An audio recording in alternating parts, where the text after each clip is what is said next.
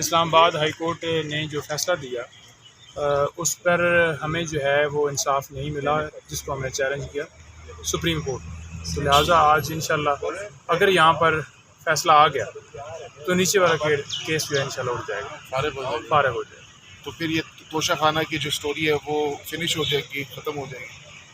बिल्कुल ख़त्म हो जाएगी, क्योंकि इस वक्त जो सुप्रीम कोर्ट है वो ही भार उठा सकती है। अदरवाइज़ आपको पता है कि जज हुमायूं दिलावर, उनकी फेसबुक आईडी और बाकी चीज़ें आप हर रोज़ देख रहे हैं कि हर रोज़ ट्रायल फेस कर दिया जाता है, तो उनसे तो कोई इंसाफ की तवक्को नहीं है। अता तारड़ साहब बड़े गुस्से में आप पर, मैंने कल उनसे सवाल किया, उन्होंने क्या पता नहीं आपका नाम भी उन्होंने जी, वो बड़े गुस्से में, क्या वजह है? आपने क्या ऐसी बात कर दी है कि वो आप पे बहुत गुस्से में? देखें, गुस्से में शायद इस वजह से होंगे कि उनको जो है वो अदालत ने कहा कि मैंने तो उनको कभी देखा ही नहीं है, कौन से वकील हैं, कहाँ से आ गए हैं? नहीं तो आपने नहीं देखा हमें, तो हमने कौन सा आपको देखा हुआ? आप जो उधर आके लटके हुए हैं दीवार के साथ बांदर की तरह, तो ये तरीक़ाकार है? आपका क्या था उस केस के अंदर कि आप आके जनाब जो है वो आके खड़े हों? क्या आप उस केस के अंदर पार्टी थे? क्या आप उस केस के अंदर आपको कोई नोटिस हुआ है? आप क्यों वकीलों का जत्था लेके आएँ? सुबह सुबह आप मैसेज चला रहे हैं, ठीक है, आपका उस केस से क्या ताल्लुक है? तो गुजारे ये है कि इंसाफ नहीं मिल रहा उस ट्रायल में। हमने बार बार इस्तदा की अदालत से कि जनाब हमारे जो केस आप है, आप मेहरबानी करके केस ना सुने, इस केस को ट्रांसफ़र कर दें, लेकिन उसके बावजूद ना उन्होंने हमारी दरख्वास्त एक्सेप्ट खुद की, और हाई कोर्ट के अंदर भी वो अभी तक पेंडिंग है, उस पर हाई कोर्ट में भी फ़ैसला नहीं हो रहा। तो सुप्रीम कोर्ट ही है जो हमें इंसाफ के लिए, खान साहब खुद आ रहे हैं, इसी वजह से आ रहे हैं। हालांकि ज़रूरत नहीं है आज उनके आने की, कोई उनकी हाज़िरी नहीं है, सिर्फ़ इसलिए आ रहे हैं कि मुझे इंसाफ दिया जाए। अदालत का जो हमारी पाकिस्तान के अंदर सबसे हाई अदालत है, उसका आके दरवाज़ा खटखटा रहे हैं कि आपसे इंसाफ की तवक्को है और मुझे इंसाफ चाहिए। खान साहब भी पहुँचने वाले, आपका वक्त कीमती है, लास्ट क्वेश्चन बताइएगा। मौजूदा हुकूमत जा रही है, इससे जाहिर सी बात है आप लोगों के बहुत मसाइल थे, केयर टेकर गवर्नमेंट के आने से कोई मामला बेहतरी की जानिब जाएंगे, कोई फ्लेक्सिबिलिटी, कोई रिलैक्सेशन मिल सकती है खान साहब को? पीटीआई केयर टेकर के ऊपर जो हम सुनने में आ रहा है हमें जनाब के वो अख्तियारात जो हैं उनके ज़्यादा कर रहे हैं, यानी कि वो ये चाह रहे हैं कि जो केयर टेकर गवर्नमेंट है उसका काम है इलेक्शन करवाना। तो वो ये चाह रहे हैं कि वो अफसरान को गाड़ियाँ भी दें, वो जो है अरबों के फ़ंड्स भी दें, वो नई नई स्कीमें भी बनाएं और उसमें जो है वो जो अपना हिस्सा लेते हैं वो भी लें। तो ये कोई तरीक़ाकार नहीं है, आपका काम है सिर्फ इलेक्शन कराना। तो केयर टेकर का जो आइन के मुताबिक जो रोल है वो उसको अडॉप्ट करना चाहिए। और जिस तरह से आपको पता है कि केयर टेकर के लिए नाम दिया जा रहा है, तो मतलब यही है कि आप फिर जरदारी को लगा दें या आप ये कह दें कि जो एक इश्तिहारी है वो आ जाए और वो आके वज़ीर आज़म बन जाए। अच्छा सर, ये बता दें कि आपने बात की जज दिलावर साहब पर आपको एतमाद नहीं है।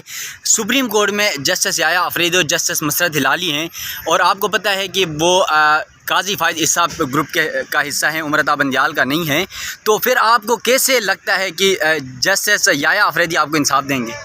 देखें, गुजारे ये है कि हम हमेशा कानून की पासदारी करते हुए जब एक जगह के ऊपर हमें फ़ैसला हमारे हक़ में नहीं आता या हम उस फैसले से सेटिस्फाई नहीं होते, जैसा कि उस कंप्लेंट को जो उसके अंदर हमने ऑब्जेक्शन फ़ाइल किए थे उसके ऊपर मेंटेनेबिलिटी के ऊपर नीचे उड़ाया गया और हम ऊपर लेके आए, तो वहाँ पर भी वही हमारी सदाएं नहीं सुनी गई और केस जो है रिमांड कर दी गया। ये चीज़ें सारी एडमिट की गई, लेकिन ये कहा गया कि दोबारा वही जज सुना।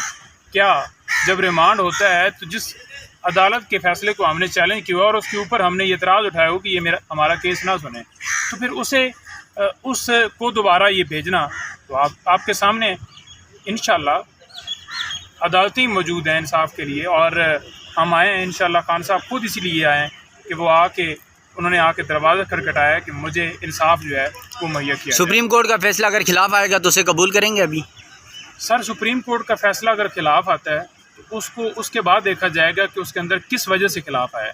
अगर वो चैलेंज करने वाला हुआ तो ज़रूर चैलेंज करेंगे।